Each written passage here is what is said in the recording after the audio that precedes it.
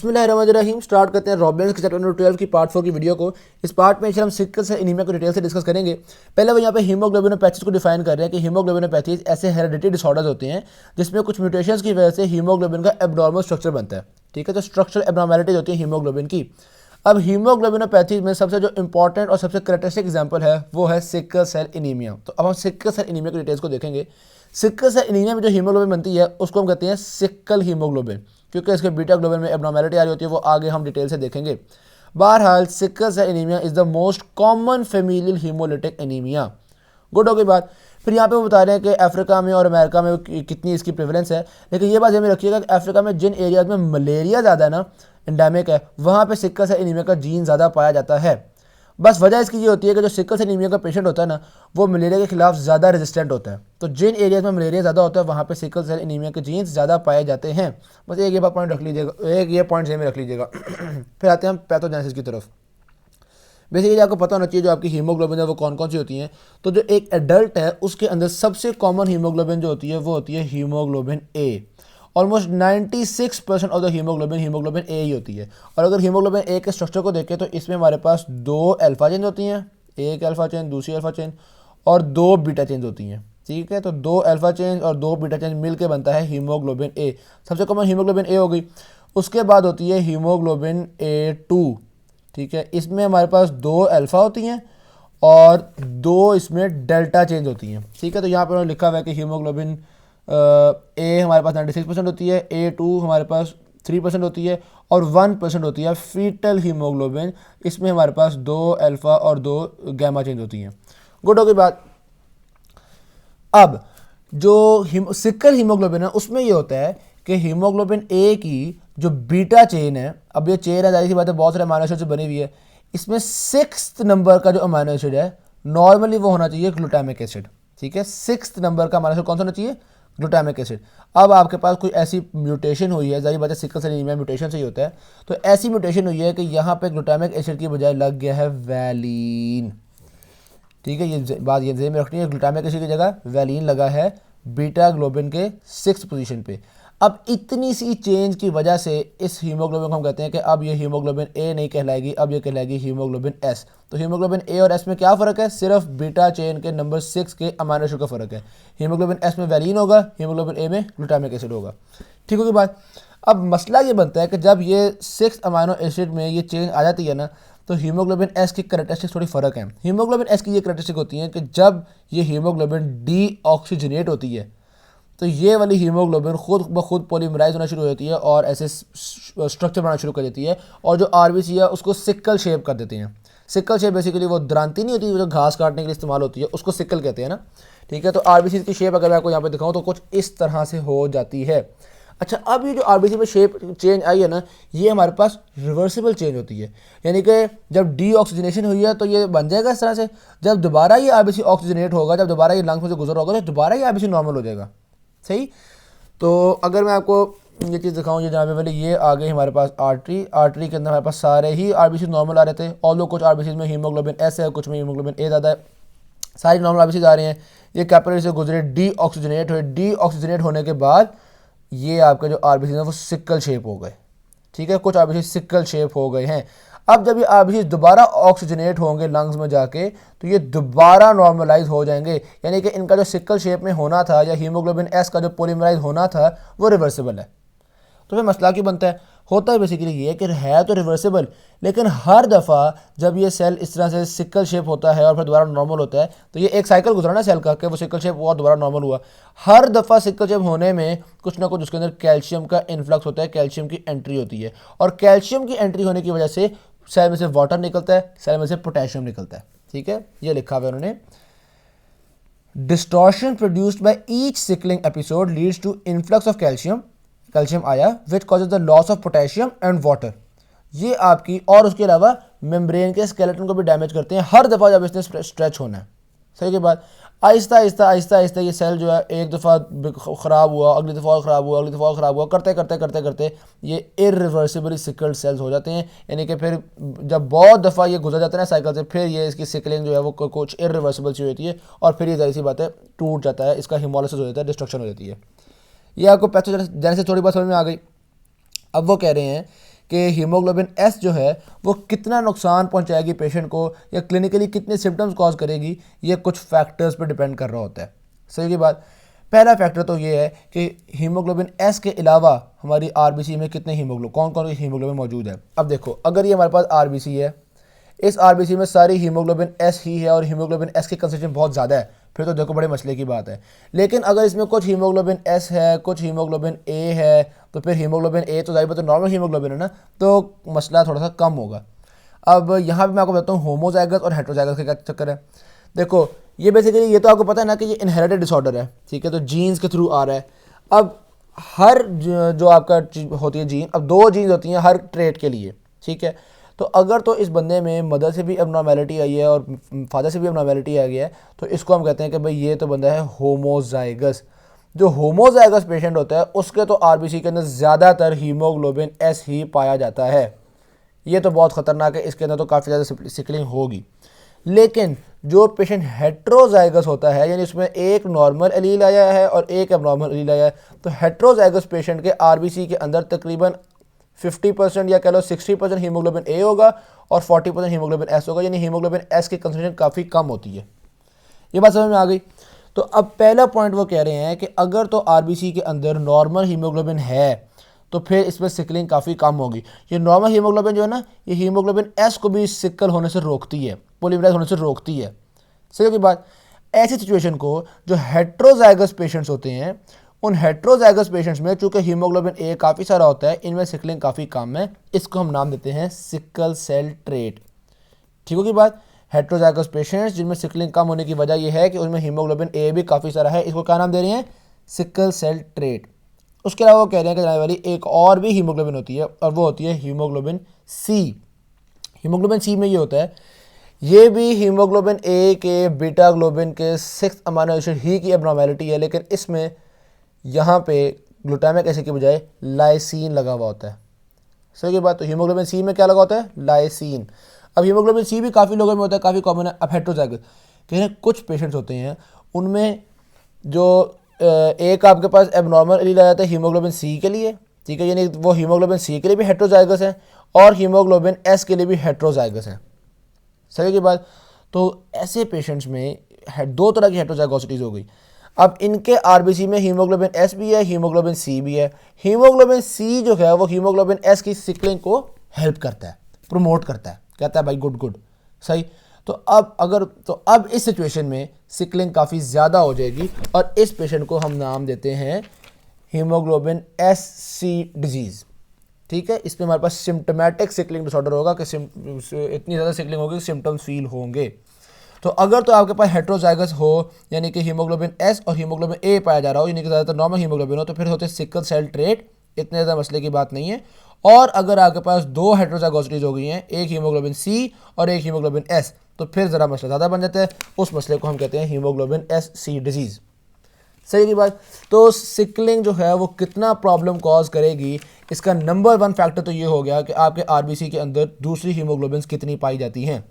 Haemoglobin F कितनी पाई जाती है, फीटल हीमोग्लोबिन। अब जो बच्चे हैं, बच्चों के अंदर सिकलिंग बहुत ज़्यादा नहीं होती क्योंकि बचपन में हीमोग्लोबिन एफ बहुत होती है, ठीक है। फिर आहिस्ता जैसे बड़े होते हैं 6 महीने की एज तक, फिर वो आहिस्ता आहिस्ता हीमोग्लोबिन एफ खत्म होना शुरू होती है, हीमोग्लोबिन एस आना शुरू होती है, यानी कि सिकल हीमोग्लोबिन आना शुरू होती है, मसला बनेगा। लेकिन बचपन में तो हीमोग्लोबिन एफ है, फीटल हीमोग्लोबिन। तो पहला जो फैक्टर है कि सिकलिंग कितनी ख़तरनाक हो सकती है, वो पहला फैक्टर ये है कि हीमोग्लोबिन एस के अलावा दूसरी कौन कौन सी हीमोग्लोबिन आरबीसी में मौजूद है। पहला तो ये फैक्टर हो गया। दूसरा ये फैक्टर होता है कि हीमोग्लोबिन एस की कंसंट्रेशन कितनी ज़्यादा है। अब कंसंट्रेशन कैसे इफेक्ट होगी, जाहिर सी बात है, जब आपके सेल में से डिहाइड्रेशन होना शुरू हो जाएगी, वाटर निकलना शुरू हो जाएगा, तो सेल का वॉल्यूम कम हो रहा है, हीमोग्लोबिन की कंसंट्रेशन ज़्यादा हो रही है, तो ऐसी सिचुएशन में सिकलिंग ज़्यादा होगी। ठीक है। और कुछ और डिजीज़ जिस तरह मिसाल के तौर पे अल्फा थैलेसीमिया। अब अल्फा थैलेसीमिया के में क्या होता है, हीमोग्लोबिन कम बनती है, तो यानी कि हीमोग्लोबिन एस या जो भी हीमोग्लोबिन होगी उसकी कंसंट्रेशन कम होगी, तो लेस हीमोग्लोबिन कंसंट्रेशन यानी कि रिड्यूस सिकलिंग। ठीक। तो सिकलिंग पहली तो एक इस बात पर डिपेंड करती है कि नॉर्मल हीमोग्लोबिन कितनी है, दूसरा इस बात पर डिपेंड करती है कि हीमोग्लोबिन की कंसंट्रेशन कितनी है, और तीसरा इस बात पर डिपेंड करती है कि जो आपका ब्लड माइक्रोवैस्कुलेचर में से गुजर रहा है वो कितने टाइम में गुजर रहा है। अगर तो बहुत स्लो गुजर रहा है तो मसले की बात है। ठीक, अब यही मसला है बेसिकली, जो आपका स्प्लीन है और जो बोन मैरो है उनके अंदर ब्लड फ्लो काफ़ी स्लगिश होता है, बड़ा स्लो गुजर रहे होते हैं। तो जब स्लो गुजरते हैं तो फिर जारी बात है वहाँ पे सिकलिंग ज़्यादा हो जाती है और जो सिकल्ड सेल्स का टूटना है वो वाले काम थोड़े ज़्यादा हो जाते हैं। फिर ख़ास तौर पे जहाँ पे इन्फ्लेमेशन होती है ना, वहाँ भी सिकलिंग ज़्यादा होती है, क्योंकि ब्लड फ्लो बहुत स्लगिश हो जाता है। क्यों स्लगिश होता है? देखो, हम जब कहते हैं ना कि भाई यहाँ पे मेरी उंगली जो स्वेल कर गई है, तो इसका ये मतलब होता है कि यहाँ की जो कैपिलरीज हैं उनमें से काफ़ी फ्लूइड जो बाहर आया है। सही होगी बात। अब सोचो अगर ब्लड आ रहा हो और यहाँ पहुँचे और काफ़ी फ्लूइड बाहर आना शुरू हो जाए, तो ब्लड का जो आगे का फ्लो था वो काफ़ी स्लो हो जाएगा, क्योंकि यहाँ पे तो ब्लड का काफ़ी सारा कंपोनेंट बाहर लीक करता जा रहा है। ठीक, तो स्लगिश हो जाएगा। तो इसका मतलब है इन्फ्लेमेशन में भी जो ब्लड का फ्लो है वो कैपिलरीज के थ्रू स्लगिश हो जाता है, स्लगिश होगा और फिर यहाँ पे आरबीसी जो है वो चिपकना शुरू हो जाएंगे। हाँ, ये भी वो बता रहे हैं कि जो सिकल सेल्स होती है ना, उनकी सरफेस थोड़ी सी स्टिकी हो जाती है, वो क्योंकि उनका मेम्ब्रेन डैमेज होता है। आपको बताया ना, हर दफ़ा जब वो सिकल होते हैं फिर वापस होते हैं, सिकल होते हैं वापस होते हैं, तो कुछ ना कुछ हर दफ़ा मेम्ब्रेन उनका डैमेज होता रहता है। तो मेम्ब्रेन डैमेज की वजह से वो स्टिकी हो जाते हैं, तो वो यहाँ पे लगना शुरू हो जाएंगे। तो स्लगिश फ्लो सिकलिंग के लिए ख़तरनाक होता है। हाई हीमोग्लोबिन कंसनट्रेशन सिकलिंग के लिए ख़तरनाक होती है। स्लगिश फ्लो जो कि आपके पास बोन मैरो में, स्प्लीन में और इन्फ्लेमेशन में पाया जाता है, ये सिकलिंग के लिए ख़तरनाक होता है। और दूसरा हीमोग्लोबिन सी अगर साथ हो तो वो सिकलिंग के लिए ख़तरनाक होती है। तो हमने देख लिया सिकलिंग के लिए कौन कौन सी चीज़ ख़तरनाक है। आई होप सो ये आपको याद रहेगा। नंबर 1 स्लगिश फ्लो, नंबर 2 आपकी कंसनट्रेशन और नंबर 3 साथ दूसरी कौन सी हीमोग्लोबिन मौजूद है। गुड होगी बात। अब आगे आते हैं कि सिकलिंग की वजह से प्रॉब्लम्स क्या क्या बनते हैं। सिकलिंग की वजह से 2 पैथोलॉजिक कॉन्सिक्वेंसेस हैं। नंबर 1, आरबीसी टूटना शुरू होते हैं, तो उसकी वजह से आगे पास chronic moderately severe haemolytic anaemia, chronic यानी कि बहुत लंबे अरसे में डेवलप हो रहा होता है, मॉडरेटली स्वेयर हीमोलिटिक एनीमिया यानी कि हीमोलिटिक का मतलब है वो एनीमिया जिसमें आरबीसी टूटते हैं। एक तो ये कंडीशन हो गई। दूसरा, वैस्कुलर ऑब्स्ट्रक्शंस होना शुरू हो जाती हैं। सही होगी बात। अब कौन सी कंडीशन कितनी ज़्यादा होगी? देखो, जितने ज़्यादा इरिवर्सिबल सिकल सेल्स पाए जा रहे हैं उतनी ही ज़्यादा हीमोलिटिक एनीमिया होगा। तो जितने ज़्यादा इरिवर्सिबल सिकल सेल्स होंगे उतना ज़्यादा हीमोलिटिक एनीमिया होगा। ये तो बात समझ में आ गई। और वैस्कुलर ऑब्स्ट्रक्शंस कब ज़्यादा होंगी? वैस्कुलर ऑब्स्ट्रक्शंस का एज सच आपके सिकल सेल से ज़्यादा ताल्लुक नहीं है, ये कुछ दूसरी कंडीशंस के सूरत हाल में ज़्यादा हो जाती हैं। जैसे मिसाल के तौर पे अगर किसी इंसान को इन्फेक्शन हुई हुई हो, इन्फ्लेमेशन हुई हुई हो, डिहाइड्रेशन हो जाए, एसिडोसिस हो जाए, तो इन सिचुएशन ये जब फैक्टर्स सुपर इम्पोज होते हैं तो इन फैक्टर्स के मौजूदगी में वैस्कुलर ऑब्स्ट्रक्शंस के चांसेस बढ़ जाते हैं। ठीक है, तो सिकल सेल एनीमिया की 2 पैथोलॉजिक कॉन्सिक्वेंसेस हुए, एक हीमोलिटिक एनीमिया, दूसरा वैस्कुलर ऑब्स्ट्रक्शन। हीमोलिटिक एनीमिया ज़्यादा होता है अगर sickled cells, irreversible sickled cells ज़्यादा हों, और वैस्कुलर ऑब्स्ट्रक्शन ज़्यादा होता है अगर आपके पास सुपर इम्पोज फैक्टर्स आ जाएँ। गुड होगी बात, यहाँ तक बात समझ में आ गई। अब आती है हमारे पास मॉर्फोलॉजी। यार आई एम वेरी सॉरी, ये नीचे की चीज़ें तो आपको नज़र ही नहीं आ रही थी, तो मैंने गौर ही नहीं किया। अच्छा जी, अब ये रीड कर लेंगे, करना है तो। अब आते हैं हमारे पास मॉर्फोलॉजी। लो जी, मॉर्फोलॉजी बड़ी इंटरेस्टिंग है। वो कह रहे हैं कि जी सिकल सेल एनीमिया की वजह से जो एनाटॉमिक अल्टरेशन आती है वो क्यों आती हैं। नंबर 1, क्रोनिक हीमोलिटिक एनीमिया, तो इसमें जाहिर सी बात है हीमोलाइसिस हो रहा है, आरबीसी टूट रहे हैं, इस वजह से आती है। नंबर 2, माइक्रोवैस्कुलर ऑब्स्ट्रक्शंस, जाहिर सी बात है माइक्रोवैस्कुलर के अंदर वो फंसना शुरू होता है। और नंबर 3, हीम जो है वो बिलीरुबिन में ब्रेक डाउन होती है, और उस ब्रेक डाउन की वजह से जाहिर सी बात है ये गॉल स्टोन्स वगैरह भी फॉर्म करेंगे और इस तरह के और प्रॉब्लम्स आते हैं। ठीक होगी बात। अच्छा, अब एक और बात देखिएगा, जब हम पेरिफेरल स्मीयर्स देखेंगे तो स्मीयर्स में हमें elongated spindle board shaped irreversible sickle red cells मिलेंगे। इरिवर्सिबल सिकल रेड सेल्स क्या होते हैं तो हमने देख लिया, उसकी शेप अब वो बता रहे हैं, एलोंगेटेड हैं, इस तरह बोट शेप हैं। ठीक है, तो ये देख लें, elongated spindled boat shape irregular cells, irreversible sickle cells. ठीक है, ये थोड़ी सी बात आप देख लें। फिर एक और बात वो ये भी डिस्कस कर रहे हैं कि जाहिर सी बात है जब सेल्स का ब्रेकडाउन बढ़ जाएगा तो उनकी प्रोडक्शन भी बढ़ जाएगी, यानी hyperplasia of erythroid progenitor cells हो जाएगा। सिंपल सी बात है, कोई ऐसी मुश्किल चीज़ नहीं है। फिर वो कह रहे हैं कि जब ये एनीमिया हो रहा है, वैस्कुलर स्टेसिस हो रहा है, तो उसकी वजह से हाइपोक्सिया होता है, और हाइपोक्सिया की वजह से फैटी चेंजेस आती हैं हार्ट में, लिवर में और रीनल ट्यूब्यूल्स में। ये बात भी क्लियर हो गई। अच्छा जी, हमने ये बात भी बताया कि जब सेल्स टूटेंगे ज़्यादा तो प्रोडक्शन भी बढ़ेगी। जब प्रोडक्शन बढ़ती है तो पता है क्या होता है, जो बोन मैरो है ना वो कुछ तो आपके पास डिजॉल्व होना शुरू होती है, और फिर बोन मैरो की प्रोडक्शन, बोन ज़्यादा प्रोड्यूस होना शुरू होती है कि भाई हमने न्यू बोन फॉर्मेशन बढ़ानी है ताकि ज़्यादा आरबीसी बना सकें। एज अ रिजल्ट जब न्यू बोन फॉर्मेशन बढ़ती है तो कुछ हड्डियाँ आपको प्रोमिनेंट, जिस तरह चीक बोन्स प्रोमिनेंट नजर आना शुरू होती हैं, स्कल के अंदर चेंजेस आती हैं जिसको हम क्रू कट कहते हैं। अब ये मुझे बड़ा इंपॉर्टेंट पॉइंट लगा, तो ये नोट कर लीजिएगा। बड़ी डिफरेंट सी बात है ना, बाकी तो ज़रा सिंपल बातें ही हैं। उसके अलावा एक और बात भी है, स्प्लीनोमेगली होना शुरू होती है। जब स्प्लीन इतने ज़्यादा सिकल सेल्स को तोड़ती है तो आहिस्ता आहिस्ता स्प्लीन थकना शुरू होती है, और with the time, with the passage of time, एक तो स्प्लीन बड़ी हो जाएगी ना, और with the passage of time करते करते स्प्लीन जो है वो नॉन फंक्शनल होना शुरू हो जाएगी। फिब्रोटिक टिश्यू उसके अंदर आना शुरू हो जाएगा, वो नॉन फंक्शनल होना शुरू हो जाएगी। तो वो जो नॉन फंक्शनल हो जाती है खुद ब खुद, उसको हम कहते हैं ऑटोस्प्लीनेक्टोमी। स्प्लीनेक्टोमी जो होती है कि आपने सर्जरी की और स्प्लीन निकाल दी, और ऑटो स्प्लीनेक्टोमी का मतलब ये है कि टाइम के साथ खुद ब खुद स्प्लीन जो थोड़ी बहुत नॉन फंक्शनल हो गई है। गुड होगी बात। अच्छा, वैस्कुलर कंजेशन होती है, थ्रोम्बोसिस होता है, इन्फेक्शन होता है। ओवरऑल मैं मॉर्फोलॉजी दोबारा से डिस्कस करूँ तो आपके पास एक तो boat shaped elongated spindle cells आ गए हैं। दूसरा, हार्ट, लिवर और रीनल ट्यूब्यूल्स के अंदर प्रॉब्लम्स आना शुरू हो गई हैं, फैटी चेंजेस आना शुरू हो गई हैं। तीसरा, आपके पास जो बोन्स हैं उनके अंदर चेंजेस आ गई हैं, प्रोमिनेंट चीक बोन्स हो गई हैं और क्रू कट देखने को मिला रेडियोग्राफ में। चौथा, आपके पास ऑटोस्प्लीनेक्टोमी। ठीक होगी बात। ये 4 मेन पॉइंट्स रख लें मॉर्फोलॉजी के। अब आते हैं हम क्लिनिकल फीचर्स की तरफ कि जो आपके पास ये सिकल सेल एनीमिया होते हैं, इसके क्लिनिकल फीचर्स क्या होते हैं। एक तो बात रख ले करें, unremitting course punctuated by sudden crisis, यानी कि एक डिस्टर्बिंग सिचुएशन तो बंदे को काफ़ी अरसे से चल ही रही होती है, और उसमें फिर किसी वक्त एक सडन क्राइसिस आ जाता है, अचानक सूरत हाल ज़्यादा बिगड़ जाती है। सही होगी बात। जैसे अच्छा, अब सबसे पहले तो बात है, अगर बच्चों को देखा जाए तो बिल्कुल इनिशियली तो उनके अंदर हीमोग्लोबिन एफ, फीटल हीमोग्लोबिन पाई जाती है। तो चूँकि फीटल हीमोग्लोबिन पाई जाती है तो इसलिए शुरू में तो इतना मसला नहीं बनता, लेकिन जैसे जैसे उनकी एज बढ़ती है वो साथ साथ हीमोग्लोबिन एस बढ़ना शुरू होती है। जैसे 6 मंथ्स ऑफ एज में फीटल हीमोग्लोबिन तकरीबन ख़त्म होकर हीमोग्लोबिन एस ज़्यादा पाई जाती है, तो फिर आके पास मसला बन जाएगा। ठीक, एक तो ये बात में रख लें। दूसरा, सीधी सी बात है, हेमाटोक्रिट कम होगा। हेमाटोक्रिट कम होना आपके कम आरबीसीज़ को शो करता है, तो ये भी कोई शक वाली बात नहीं है। Chronic haemolysis is associated with hyperbilirubinaemia, compensated reticulocytosis. आपको याद ही होगा यार, हमने जब क्लासिफिकेशन की थी तो उसमें ये कौन सी टाइप है, एक्स्ट्रा वैस्कुलर हीमोलिटिक एनीमिया। तो जो भी एक्स्ट्रा वैस्कुलर हीमोलिटिक एनीमिया होता है उसमें हाइपर बिलिरुबिनीमिया होता है, स्प्लीनोमेगली होती है, जॉन्डिस होता है, गॉलस्टोन, सब कुछ होता ही है ना। तो ये तो कॉमन बातें हैं जो कि आपको जेब में रहनी चाहिए। अगर वो क्लासिफिकेशन वाली वीडियो जो पार्ट 2 की वीडियो थी वो अच्छी की हुई है तो वही वाली कंडीशन अब यहाँ पर भी लिख सकते हैं। अलबत्ता हमने कहा था 2 तरह की चीज़ें होती हैं, एक आपके पास स्वेयर हीमोलिटिक एनीमिया और दूसरा vascular obstruction. Swear haemolytic anaemia की वजह से क्या क्या कुछ होता है वो तो हमने ये वाली बातें लिख देनी है। वैस्कुलर ऑब्स्ट्रक्शन की वजह से क्या क्या कुछ होता है वो ज़रा मुलाहिजा फरमाइएगा। नंबर 1 तो वो कह रहे हैं जी hand foot syndrome. Hand foot syndrome में सीधी सी बात है कि वो कुछ चीज़ें प्रॉब्लम्स बन रही हैं, आपके पास जो बोन्स हैं उनकी इन्फेक्शन होती है, ज़ाहिर सी बात है उनके पास कम ऑक्सीजन पहुँच रही है। दूसरा होता है एक्यूट चेस्ट सिंड्रोम। इसमें ये होता है कि स्लगिश ब्लड फ्लो कि हमारे इन्फ्लेम्ड लंग्स में स्लगिश ब्लड फ्लो होता है और लंग्स के अंदर प्रॉब्लम्स आना शुरू हो जाएंगी।